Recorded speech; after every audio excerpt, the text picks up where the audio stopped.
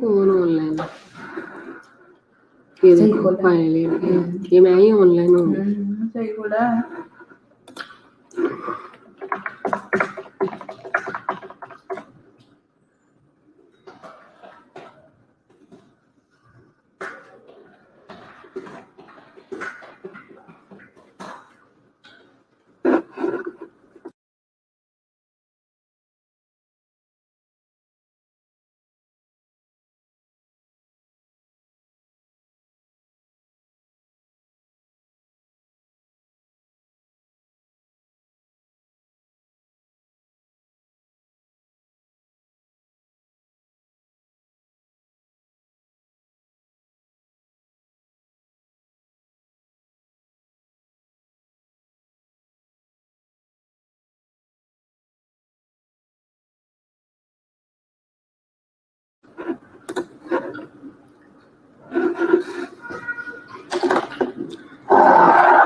हाँ जी, अस्सलाम वालेकुम क्लास।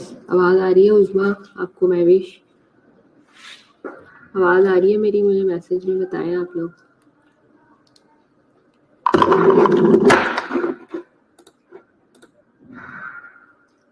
जल्दी से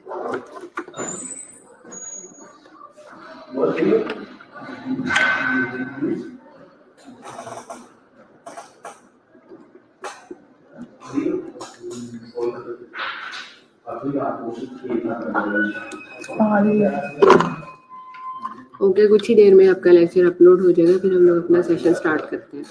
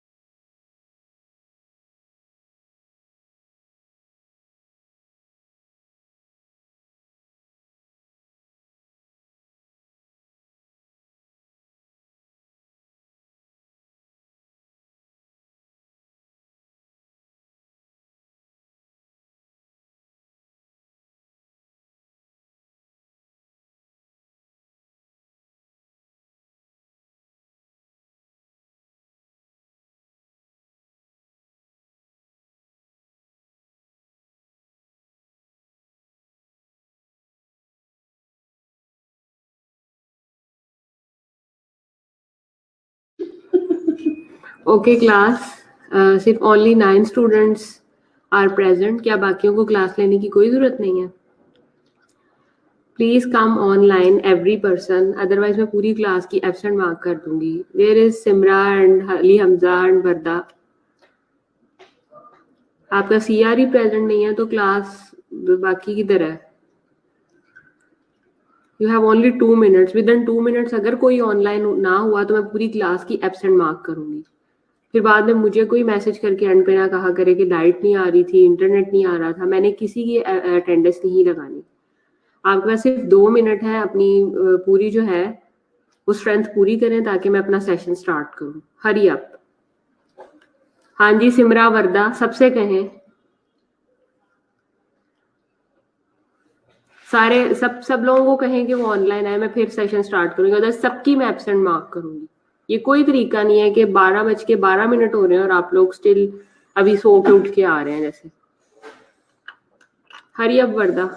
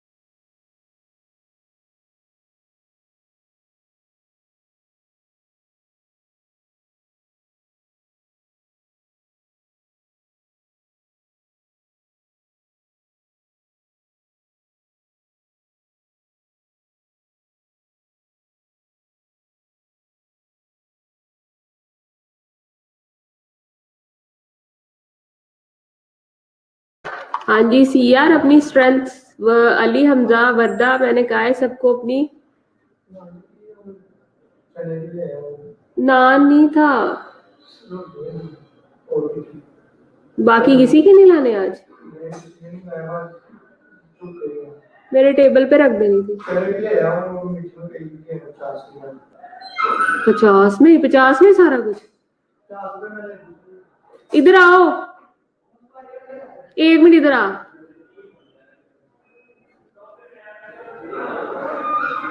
पचास तुमने डाले हैं?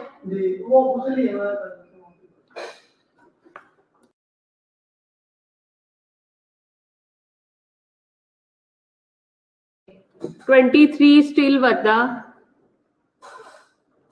22 बल्कि।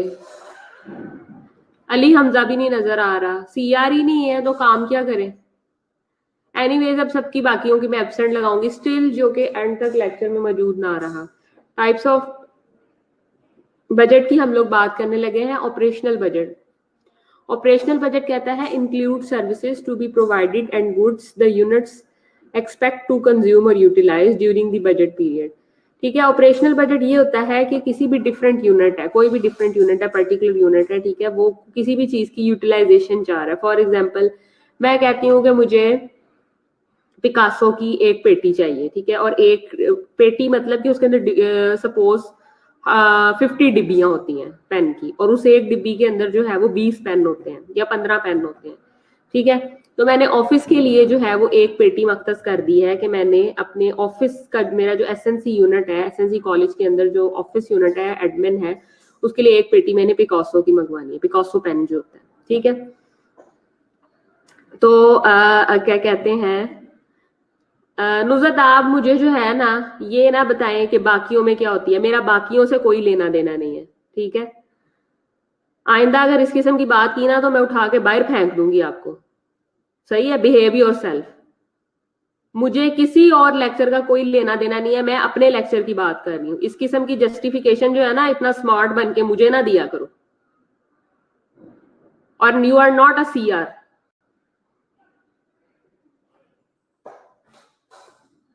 For a nursing unit, discover the cost of the salaries, fringe benefits, supplies, small equipment and other miscellaneous items, ठीक है। और इसमें क्या होता है कि जो डिफरेंट यूनिट के लिए हम नर्सिंग यूनिट के लिए जो मंगवाते हैं उसके अंदर टोटल हमने क्या निकालनी होती है, उस ऑपरेशनल बजट जहां हम एक चीज, एक मतलब आइटम हम लिख के दे रहे हैं वेंडर को कि जी हमारे लिए ये बॉल पॉइंट ला दें, ठीक है, हमारे लिए ये इतनी नंबर ऑफ फाइल्स ला दें। हमने उन सारी चीजों को देखते हुए साथ साथ हमने उसकी नीचे वाले अमले की क्या निकालनी है, हमने उसकी सप्लाईज भी निकालनी है, उनकी कॉस्ट सैलरीज भी निकालनी है, उनके फ्रिंजेस भी निकालने हैं, उनके बोनसेस भी निकालने हैं, स्मॉल इक्विपमेंट तोड़ फोड़ जो साथ साथ और चलती है हमने वो भी देखनी है, ठीक है। और other miscellaneous item other than मतलब मिसाल के तौर पे किसी का कोई मसला हो जाता है, ठीक है, तो वो भी सारी की सारी चीजें देखनी है। मिसाल के तौर पे कोई तोड़ फोड़ हो जाती है, लेट्स सपोज कि मैंने 50 बल्ब ऑर्डर किए, ठीक है, या वर्दा है एक वार्ड यूनिट है, उसने 50 बल्ब जो है वो फर्स्ट हाफ के लिए उसने ऑर्डर किए। अब 50 में से कुछ लाते लाते बीच में टूट गए, चले उसको तो हम क्लेम कर देंगे कि ये टूट गए हैं, लेकिन अब जो 15 दिन चल के फ्यूज हो गया है उसकी वारंटी होगी, ठीक है। लेकिन अगर वारंटी भी हम क्लेम कर लेंगे, लेकिन अदर देन दिस अगर हमसे कोई मसला हो जाता है, हमारे हैंड से हमारे पास चीजें आ जाती हैं, मौजूद है, कोई पेशेंट जाता जाता तोड़ जाता है या कोई सफाई करते हुए वार्ड बॉय उसका हाथ लग जाता है, तो इट मीन्स कि हम फिर दोबारा वारंटी भी नहीं क्लेम कर सकते ना दोबारा मंगा सकते हैं, क्योंकि ये हमारे हाथ से नुकसान हुआ है। सो इस तरह की जो मिसलिनियस एक्सीडेंट्स हैं या मिसलिनियस आइटम्स हैं उनको भी कवर करने के लिए हम क्या करते हैं कि थोड़ी फ्लेक्सिबिलिटी रखते हैं और पूरा का पूरा एक ऑपरेशन चल रहा होता है। ऑपरेशन का मतलब होता है कि पर्टिकुलर हमारी डीलिंग्स हो रही होती है डिफरेंट लेवल के ऊपर, डिफरेंट यूटिलिटीज के ऊपर। तो this is called what, operational budget. इसको हम फिर ऑपरेशनल बजट कहते हैं इस मुनासबत से। नेक्स्ट आता है आपके पास कैपिटल बजट। कैपिटल जैसे कि नाम से ही जाहिर है, ठीक है, कैपिटल, कैपिटा किसे कहते हैं, इनकम से ये वर्ड जनरेट हुआ है, capital budget. This represent the projection of the cost for the major purchases और the projects. Each institution has its own definition what qualifies as a capital expense, ठीक है।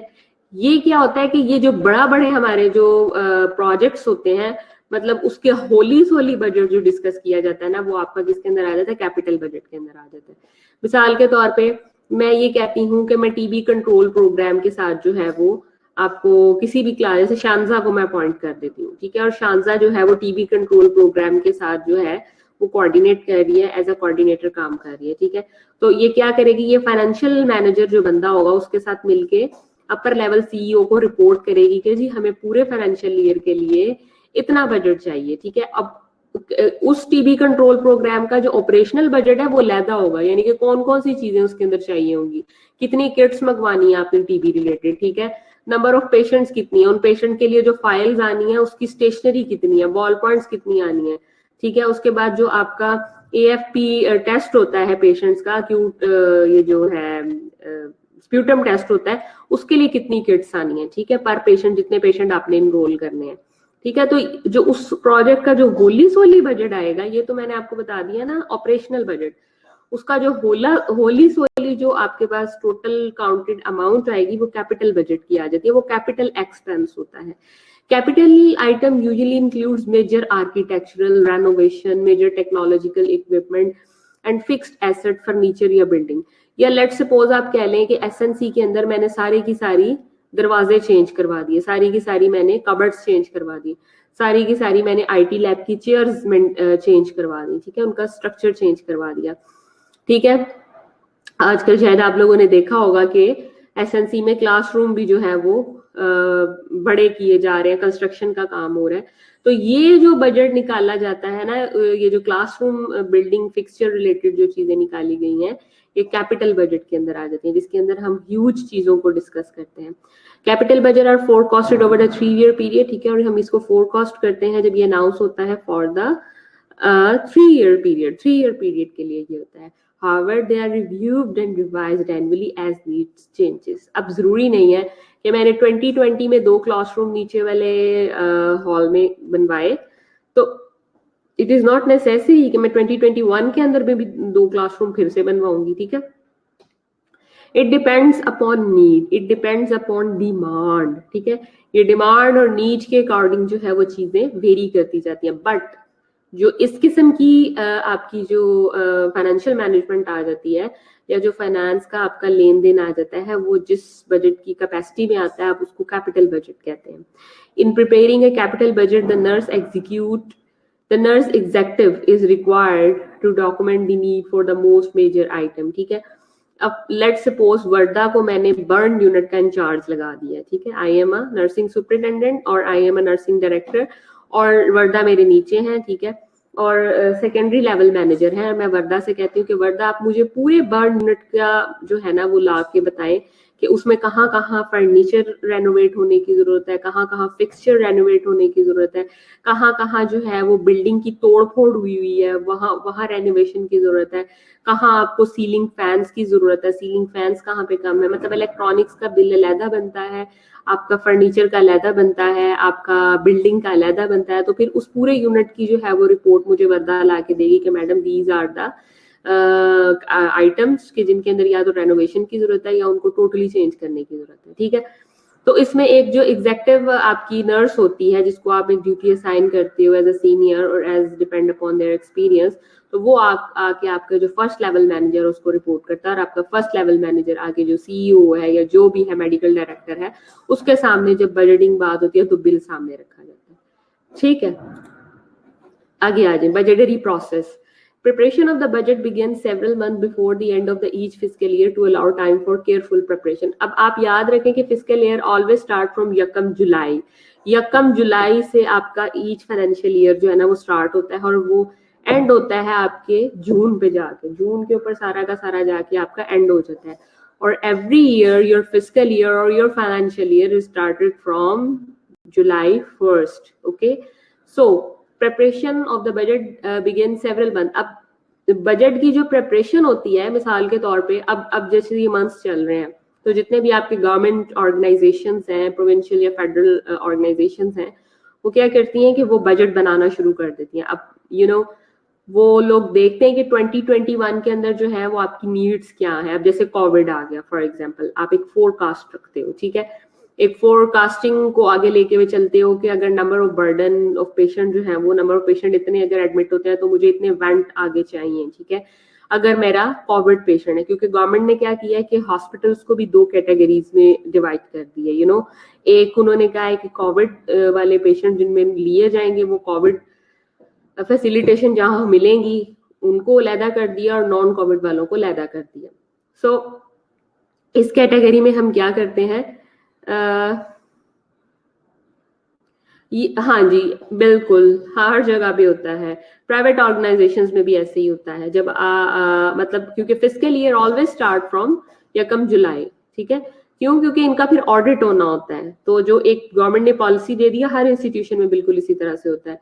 सो क्या होता है कि मुझे अब पता है कि आगे जाके जून में एकदम से इसका, जैसे कि कोविड चल रहा है, पैंडेमिक है, ऑल ओवर द वर्ल्ड है, तो मैं वेंट ज्यादा जो है उसका ऑर्डर दे दूंगी। फॉर एग्जाम्पल न्यू हॉस्पिटल की मैं इंचार्ज हूँ, तो एज एन चार्ज मैं अपनी यूनिट का मैं कहूंगी जी मुझे आगे इतने वेंट की जरूरत है, इतना बर्डन हो सकता है, ठीक है। क्योंकि हम फोरकास्ट ही कर रहे होते हैं ना, हमारी सस्पेक्शन होती है, अजम्पशंस पे हम चल रहे होते हैं, ठीक है।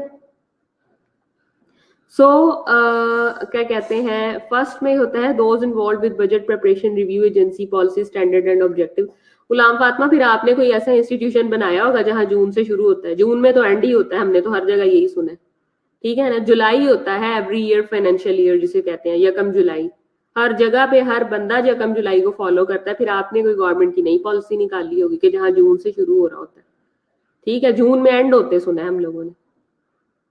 First those involve with budget preparation review agency policy standard objectives, ठीक है। तो ये सारी की सारी वो चीजें हैं कि जो हम स्टैंडर्ड पॉलिसीज और उसमें हम उसको फॉलो करते हैं। ये सारी की सारी इसकी प्रिपरेशन होती है कि नेक्स्ट ईयर किस तरह से पॉलिसी बनानी है, उसके स्टैंडर्ड्स सेट करने हैं, ठीक है, और हमारे ओवरऑल ऑब्जेक्टिव और विजन क्या होगा। सेकंड में हम क्या करते हैं कि agency controller and director of nursing services prepare guideline for the budget, ठीक है।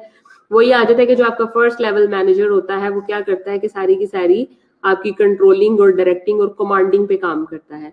और जो आपका थर्ड लेवल मैनेजर होता है, थर्ड जो स्टेप होता है उसमें क्या होता है कि फर्स्ट लेवल मैनेजर या हेड नर्स जो होती है prepare the budget for their unit based on the past expenditure and prediction for the coming year. वही बात आ जाती है कि पिछले साल कितना खर्चा हुआ था, ठीक है, और इस साल जो है वो हमें किन किन चीजों कौन कौन सी चीजें जो है वो हमें डेफिशिएंसीज आ सकती हैं, ठीक है, और जो चीज ऑलरेडी हमारे पास ज्यादा मौजूद है हम उसको थोड़ा सा सबसाइड कर देते हैं, ठीक है। और जिन चीजों की हमें ज्यादा बेसिक नीड्स या जहां पे डेफिशिएंसी हमें लग रहा है कि आ रही है और आगे आने वाले 4 माह 5 माह 6 माह 8 माह में ये चीज जल्दी वाइंड अप हो जाएगी, तो हम उसको मिकदार में ज्यादा लिख देते हैं। Managing financial resources, financial management has large scope and has many interrelated activities. अब क्या है कि फाइनेंशियल जो मैनेजमेंट है उसका एक लार्ज स्कोप है और उसमें बहुत सी इंटर रिलेटेड एक्टिविटीज होती हैं जो कि साइमल्टेनियसली चल रही होती हैं। अगर एक तरफ आपका बजट आता है, उसकी यूटिलाइजेशन आती है, तो साथ ही साथ जो है आपका साइमल्टेनियसली फिर ऑडिट होना शुरू हो जाता है, जो कि audit always done for the last year, ठीक है, वो हमेशा लास्ट ईयर का होता है, ठीक है, जिसमें आप सारी की सारी वो एक्टिविटीज को चेक करते हैं कि जो लास्ट ईयर आपको प्रोवाइड किया गया था उसकी आया यूटिलाइजेशन हुई है या नहीं हुई है या फेक है वो सब कुछ। So preparing the budget is one of the last step in the handling finances, ठीक है। तो फाइनेंस की कैटेगरी के अंदर जो सबसे लास्ट स्टेप होता है वो आपका क्या होता है, वो आपका बजट होता है। In health care institutions the financial department coordinates financial operations throughout the entire organisation और द नेटवर्क, ठीक है। अब हेल्थ केयर में क्या होता है कि जो आपका फाइनेंशियल डिपार्टमेंट होता है वो कोऑर्डिनेट करता है फाइनेंशियल ऑपरेशन वालों के साथ throughout the entire organisation और नेटवर्क, ठीक है। जहां जहां से भी आपको बजट डिफरेंट जगहों से जो आ रहे होते हैं, वो जो फाइनेंस वाले होते हैं वो ऑलवेज जो है वो कह लें कि वो आपके साथ वो विजिलेंस होते हैं और आपके साथ कोऑर्डिनेट कर रहे होते हैं। Objective of the financial management, अब मेन ऑब्जेक्टिव क्या है फाइनेंशियल मैनेजमेंट की, क्यों हमें फाइनेंशियल मैनेजमेंट पढ़ाई जाती है?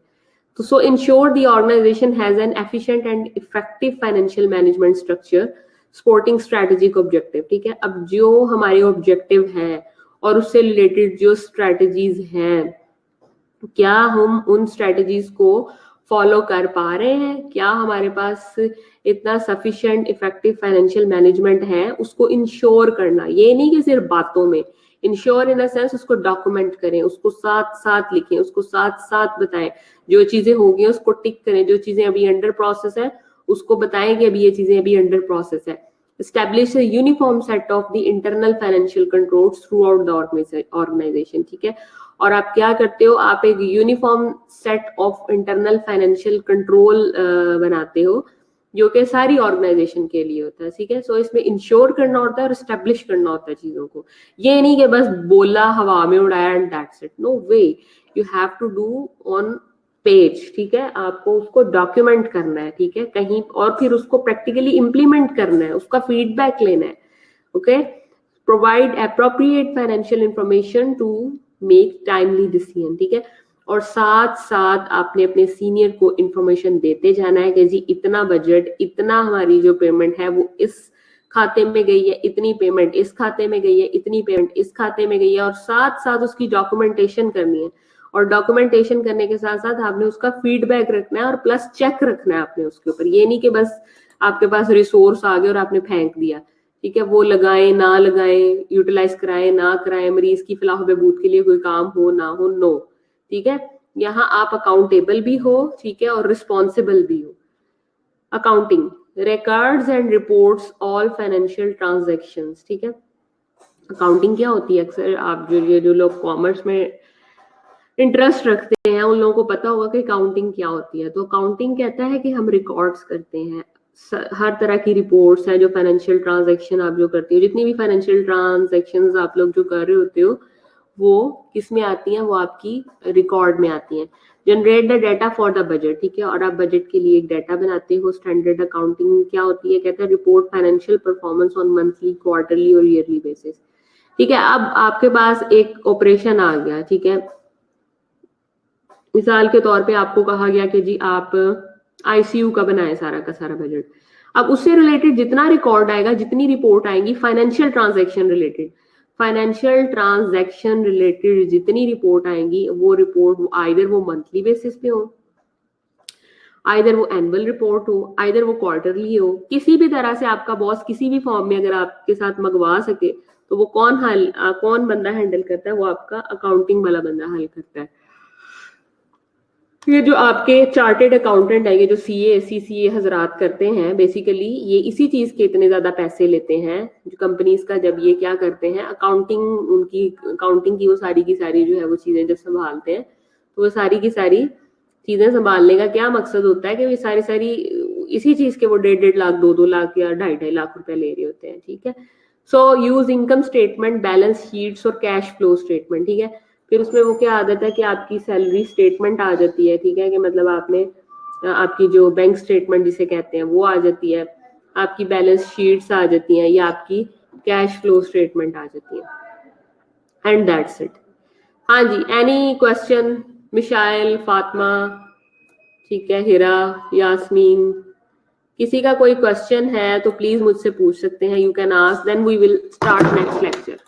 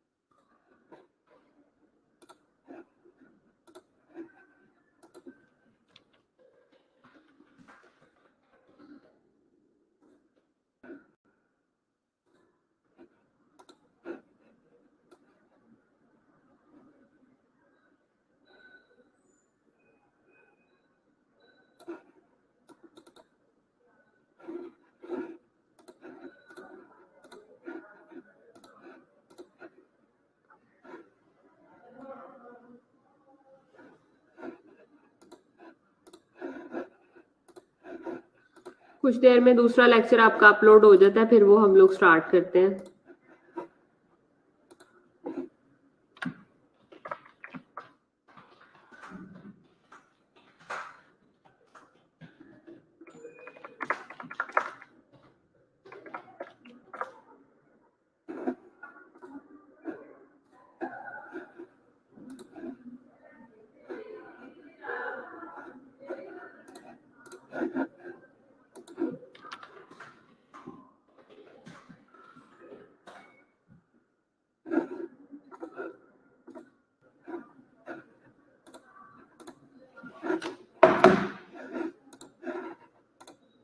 Okay, the next lecture is recruitment and selection. जब आप किसी भी जगह पे जाते हैं, किसी भी ऑर्गेनाइजेशन में जाते हैं, किसी भी जगह पे जॉब के सिलसिले में जाते हैं, तो basically there are two categories. एक होती है रिक्रूटमेंट, दूसरी होती है selection. So first of all, what is recruitment and what is selection? The process of finding and hiring the best qualified candidates. ठीक है, अब ये वो प्रोसेस होता है जिसमें हम क्या करते हैं, हमारी फाइंडिंग होती है और हमारी हायरिंग होती है बेस्ट क्वालिफाइड कैंडिडेट्स की, फ्रॉम विद इन और आउटसाइड ऑफ एन ऑर्गेनाइजेशन। ठीक है, ऑर्गेनाइजेशन के अंदर या ऑर्गेनाइजेशन से बाहर, for a job opening in A timely and the cost effective manner. Timely होनी चाहिए, it should be timely and it should be cost effective, और वो कॉस्ट इफेक्टिव होनी चाहिए। Okay, the recruitment process include analysing the recruitment of job. ठीक है, इसमें आप क्या करते हो कि एनालिसिस करते हो जॉब का, attracting employ to do that. ठीक है, उसमें आप डिफरेंट किस्म के इंसेंटिव, डिफरेंट किस्म के बोनसेस जो है वो, उसको आप अट्रैक्शन बनाते हो कैंडिडेट्स के लिए। दिस इज समथिंग, सिलेक्शन जो है वो डिफरेंट है। The process of interviewing and evaluating the candidates for the specific job and selecting an individual for employment based on certain criteria. Selection में आप क्या करते हो, इंटरव्यूइंग करते हो और इवैल्यूएशन करते हो कैंडिडेट को। आइदर क्या वो उस पर्टिकुलर स्पेसिफिक क्राइटेरिया जो कि आपने सेट किया हुआ है एम्प्लॉयमेंट के लिए, वो उसको फुलफिल कर पा रहा है या नहीं कर पा रहा है, ये उस पर बेस कर रही होती है। सो वो एक ओपन हाउस है, और ये थोड़ा सा आपके पास क्या आ जाता है, इसमें आप कैटेगराइज कर देते हो, इसमें आप चीज़ों को थोड़ा सा, आप कह सकते हैं कि अपनी लिमिटेशन सेट कर देते हैं कि ये हमारे पास सारा की सारी सिलेक्टिव चीज़ें हैं, इन ये चीज़ें होंगी तो ये चीज़ें हम आगे जो है वो फॉरवर्ड करेंगे। Employ selection can range from very simple process to very complicated process. ठीक है, it could be very simple or either it could be very complicated. It depend upon the organization to organization, protocols और SOPs. सो firm जो जिस तरह से भी जिस position के लिए ले रही है, जितनी बड़ी पोजीशन होगी उतना आपका जो है वो स्ट्रिक्ट फिल्टर होगा, जितनी सिंपल पोजीशन होगी उतना आपका सिंपल फिल्टर होगा। Objectives: understanding and differentiate the following. Number 1, identify the dual goals of the recruiting. ठीक है, आप सबसे पहले इसमें हम ये देखेंगे कि ड्यूल गोल्स क्या होते हैं रिक्रूटमेंट के। ठीक है, number 3, comprehend recruitment process from organization as well as individual perspective. ठीक है, comprehend करते हो आप रिक्रूटमेंट के प्रोसेस को ऑर्गेनाइजेशनल और as well as individual perspective के पॉइंट ऑफ व्यू से।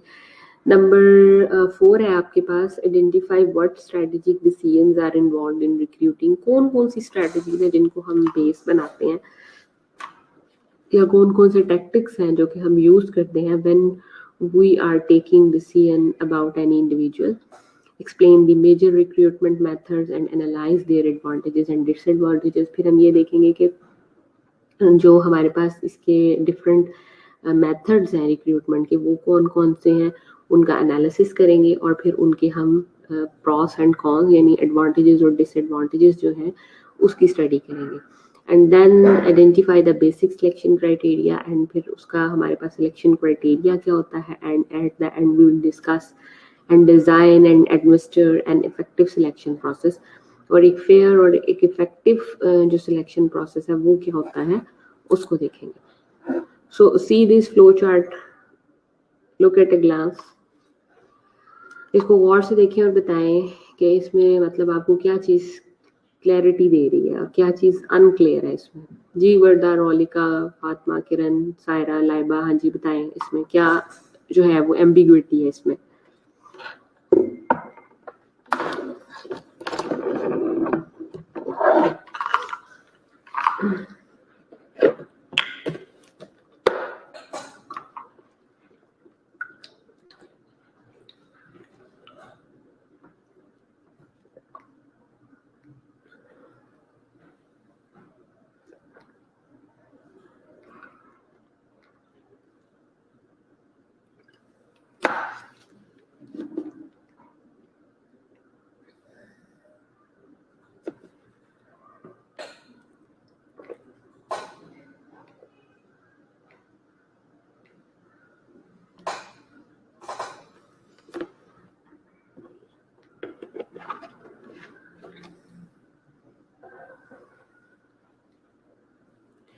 जी, किसी को भी समझ नहीं आ रहा। आप ऊपर आपके पास है HR management, human resource management. Next नीचे देखिए बिजनेस ऑब्जेक्टिव है आपके। कि ऑब्जेक्टिव क्या है, आप कोई भी बिजनेस जो है वो जो स्टार्ट करने लगे हैं उसके लिए आप प्लानिंग करते हैं, उसके बाद फर्दर आप एनालिसिस करते हैं जब आपने ह्यूमन रिसोर्स को मैनेज करना होता है। एक तरफ आप जेडी सेट कर लेते हैं और दूसरी तरफ आप जॉब स्पेसिफिकेशन सेट कर लेते हैं, एंड फिर आप क्या करते हैं, रिक्रूटमेंट के लिए आगे फर्दर प्रोसेस करते हैं। सो रिक्रूटमेंट कहते हैं the process of gathering A pool of qualified candidates for a particular job. जब आप एक पूल ऑफ कैंडिडेट जो है वो बनाते हो फॉर अ पर्टिकुलर जॉब के लिए, या the process of discovering A potential candidates, या फिर अभी आप डिस्कवर करना शुरू कर देते हो पोटेंशियल कैंडिडेट्स को, तो ये चीज़ क्या कहलाती है, ये आपके पास रिक्रूटमेंट कहलाती है।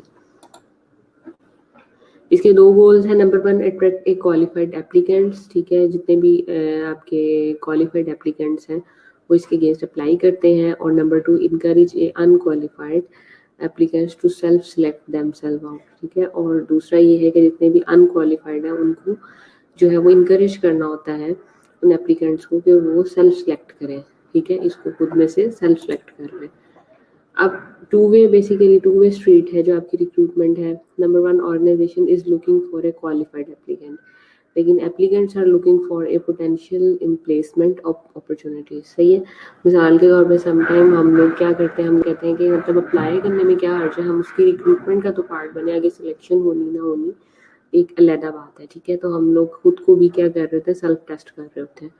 सो जो एप्लीकेंट होता है वो क्या कर रहा होता है, वो अपना पोटेंशियल चेक कर रहा होता है। ठीक है, उन अपॉर्चुनिटीज के अगेंस्ट खुद को इम्प्लेसमेंट करके। ठीक है, लेकिन जो ऑर्गेनाइजेशन होती है वो होली सोली जो उसने एक क्राइटेरिया दिया होता है उसके अकॉर्डिंग वो जस्ट एक पूल सेट कर रही होती है पोटेंशियल के अकॉर्डिंग। अब ऑर्गेनाइजेशन एंड से अगर देखें तो क्या है, vacant for a new position आकर। ठीक है, न्यू पोजीशन जब भी हुई उसके अगेंस्ट देखा, generate candidate pool via internal और एक्सटर्नल रिक्रूटमेंट मेथड। आप एक जो है वो पूल बना लेते हैं एक्सटर्नल और इंटरनल मेथड के अकॉर्डिंग।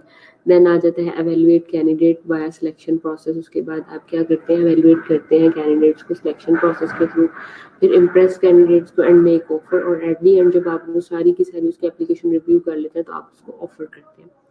कैंडिडेट्स में ये होता है कि receive education and choose occupation. Number 1 ये तो फर्स्ट स्टेप है। Number 2, acquire employment experience.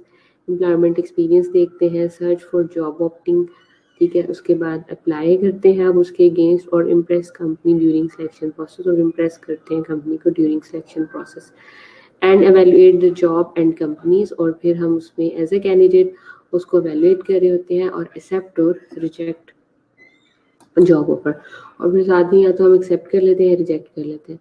उसमें स्ट्रैटेजिक रिक्रूटिंग डिसीजंस में एचआर प्लानिंग डिसीजंस आ जाते हैं, स्ट्रैटेजिक रिक्रूटिंग डिसीजंस आ जाते हैं, decisions on recruiting source method पे आ जाता है। तो सबसे पहले प्लानिंग में अगर हम बात करें तो हाउ मेनी एम्प्लॉय नीडेड। ठीक है, कितने नंबर ऑफ एम्प्लॉय हमें चाहिए हुए हैं, व्हेन नीडेड किस वक्त में चाहिए हुए हैं। ठीक है, स्पेशल उनकी क्वालिफिकेशन क्या है। उसके बाद स्ट्रैटेजिक रिक्रूटमेंट के अंदर जा जाता है वेयर टू रिक्रूट, किस जगह पे आपने उसको करना है, इंटरनल करना है या एक्सटर्नल करना है, हु टू रिक्रूट कौन करेगा, फ्लेक्सिबिलिटी है या नहीं है, नेचर ऑफ जॉब रिक्रूटमेंट वो क्या है, डिसीजन ऑफ रिक्रूटिंग या सोर्स या मेथड। उसमें आप एडवर्टाइज करते हो जब आप डिसीजन करते हो रिक्रूटमेंट के लिए, या फिर रिक्रूटिंग एक्टिविटीज जैसे जॉब फेयर होते हैं डिफरेंट यूनिवर्सिटीज के अंदर आप देखते हैं, तो वो सारे के सारे किस पे बेस कर रहे होते हैं, ये इसी प्रोसेस के ऊपर बेस कर रहे होते हैं। उसमें फ्लेक्सिबिलिटी स्टाफिंग की जो डिस्क्रिप्शन है उसमें देखें regular employment, this is very important. Number 2, full time और पार्ट टाइम आ जाता है। नंबर 3 आ जाता है आपके पास इंडिपेंडेंट या कॉन्ट्रैक्टर, और नंबर 4 आता है प्रोफेशनल। रेगुलर एम्प्लॉयमेंट में देखिए कि regular employment consist of continuous predictable and scheduled employment of the 6 months duration और लॉन्गर। ये आपके पास 6 month का होता है या इससे लॉन्गर हो सकता है। रेगुलर एम्प्लॉयमेंट में भी फुल टाइम और पार्ट टाइम। ठीक है, वो पार्ट टाइम भी हो सकती है, फुल टाइम भी हो सकती है। फुल टाइम और पार्ट टाइम में full time employment consist of regular schedule of 37 hours per week, ठीक है, मतलब आपने पूरे हफ्ते में 37 आवर्स जो है वो काम करना है। Part time employment consist of a regular schedule, ठीक है, of less than 37 hour per week. और जो आपका पार्ट टाइम एम्प्लॉयमेंट होती है उसमें आपका जो रेगुलर स्केड्यूल होता है वो 37 आवर्स से कम होता है, लेकिन जहाँ पे आपकी 37 आवर्स कंप्लीट होते हैं पूरे वीक में 37.5 आवर, तो वो आपका फुल टाइम में आता है, ठीक है। उसके बाद नेक्स्ट आ जाता है आपके पास इंडिपेंडेंट या contractor. Perform specific services on the contract basis used in a number of areas including building maintenance, ठीक है, सिक्योरिटी एंड एडवर्टाइजिंग या पब्लिक रिलेशन। या डिफरेंट कैटेगरीज के अंदर जब आपने बात करनी है तो उसमें देखना है कि आपने जो है वो मतलब या तो उसको कॉन्ट्रैक्ट पे लेना होता है या आपने उसको परमानेंट लेना होता है। प्रोफेशनल में an employer sign an agreement with an employ leasing company, किसी कंपनी के साथ after which the exist staff is hired by the leasing firm and leased back to the company for a fee a small। मिसाल के तौर पे अगर हमारे पास ये कॉलेज है, इस कॉलेज के लिए हम जो है वो 3 गार्ड हायर कर लेते हैं किसी भी कंपनी से, ठीक है, तो हम उसको उसका लीज प्रोवाइड करेंगे, ठीक है, और एट दी एंड जब वो एम्प्लॉय होगा हम उस एम्प्लॉयर को दोबारा वापस करेंगे तो वो जो इतनी पेमेंट हमने एडवांस से ली होती है वो हमें वापस करनी होती है, क्योंकि वो उसकी एज ए सिक्योरिटी होती है, ठीक है। तो after which the existing staff is hired by the leasing firm and leased back to the company for a fee, ठीक है, स्मॉल, और उसमें से जितनी भी आप उसको परसेंटेज देंगे और जो एम्प्लॉय को ऑफर करेंगे वो आपने उस कंपनी पर्टिकुलर कंपनी जहाँ से वो आपने बंदा या जो भी आपने रिसोर्स मैनेज किया है उसको आपको पे बैक करनी पड़ती है। So this is something called professional. उसके बाद इसको हम नेक्स्ट कंटिन्यू करेंगे यहाँ से। यहाँ तक कोई मसला? कल अली हमजा को लेक्चर सेंड किया था, कितने लोगों को मिला क्लास कल का लेक्चर जो हम पढ़ रहे थे बजटिंग वाला?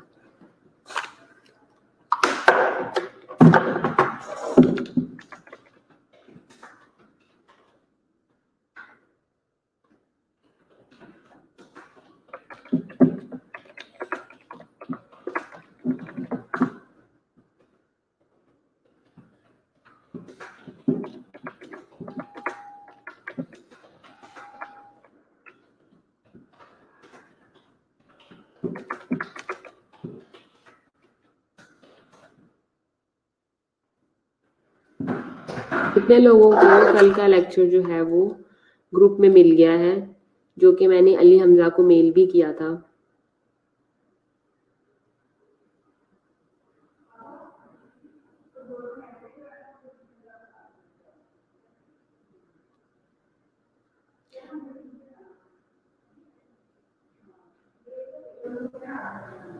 कितने लोगों को मिला क्लास?